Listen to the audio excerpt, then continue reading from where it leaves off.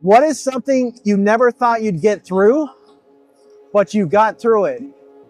So it was my first year of CBU, California Baptist University, for those of you who don't know what that is. I was there, it was my freshman year. I was just trying to complete some undergraduate, so English, math, all the like. But no matter how good I am at English and like reading, writing, and things like that too, it was my passion at one point, but then just kind of fizzled out. I took it, failed first semester. I was in my second semester, was failing that one too, because it was just, call it a mental block, call it what you will, but I just couldn't like engage. There was a lot of things going on. My father was going through like kidney failure, heart failure, just a bunch of different things. He had a TIA. I was his caregiver for a little while. So then I was either like, babe, just go to school, focus on what you have to. But I just had like this mental block. I wasn't doing so well in school and things. So cut to like, he passed away November 2019, and I was in college over Thanksgiving break. So I had that on my mind. God pulled a miracle from somewhere great. God just had grace and mercy over my family. So we rejoice over that, and that was a blessing in my life. But going back to school, I was like, okay, I got to make my folks proud. I got to go and make my family proud. I'm first generation college student, Hispanic family too. So I was like, I got to take this seriously. So December, right before winter break or something like that, just going through a really rough patch mentally. CBU, you being from there and things like that, you know how there's like the campus where the dorms are, and then like a back gate, a street, and then the bridge. Failing the class a second time and just being in like such a place where I was like raised in church and everything, had a relationship with Jesus, but just kind of not probably praying as much as I should have, not talking to my best friend, Jesus, not like, really, I guess doing what I was supposed to as like a good Christian, which I do the air quotes because that's what, everybody says, oh, you must have not been praying hard enough, like just a bunch of different things. But I remember just being alone one night and just going on, like, I would do like my little nightly walks or something like that. But I remember just like, okay, well, I need to just clear my mind. And I just remember going out on this walk at around midnight, which women don't do this. Please don't do this. Be safe. But I was like, okay, I just got to walk, get through this. I'll get through this like by my own, power and everything like that. So I just remember sitting down at like one of those little outdoor bench table things. And I just remember sitting there and just pondering, going back and forth like, man, I'm in a real tough spot right now. I don't see my way around this. I'm failing like classes, failing my folks. I'm just like, I gave like the devil an inch and he just took like a million miles with it. And I didn't see a way out of it. So I was just sitting there contemplating with a million thoughts running in my mind. And I just kept staring at the freeway bridge. And little did I know that there had been a poor student from CBU as well the year before I started going there that had also taken his life too. So I had just found that out too. And I'm like, wow, if this is what he felt, then I can't even imagine I was imagining it, I was going through it, but it was just such a feeling of like isolation, such a feeling of like, I cut myself off from everybody. I'm good at making friends, but I'm like, I can't bother them with this. I just have to get through this and on my own. So that's kind of the headspace I was at. But I just kept looking at that bridge and thinking like, it could just all be over right now.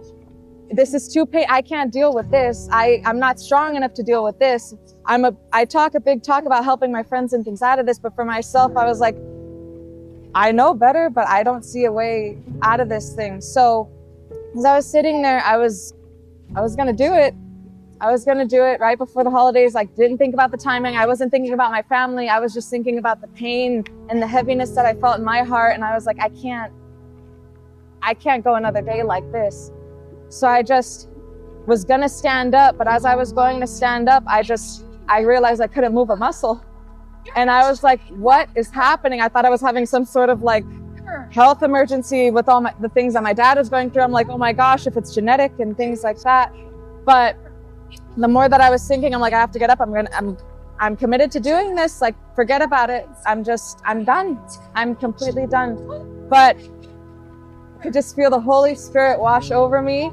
And it was just God, like I almost audibly heard his voice. Like, it's okay. You're going to stay here. We're going to sit and I'm going to be with you. And I'm like, but God, I haven't even been doing what I'm supposed to. I haven't been talking to you. I love you, but I haven't been, I don't deserve you to save me from this right now. And none of us really do, but I was just like trying to, I guess, reason with him as to like why I was going to go do this big thing that it's irreversible.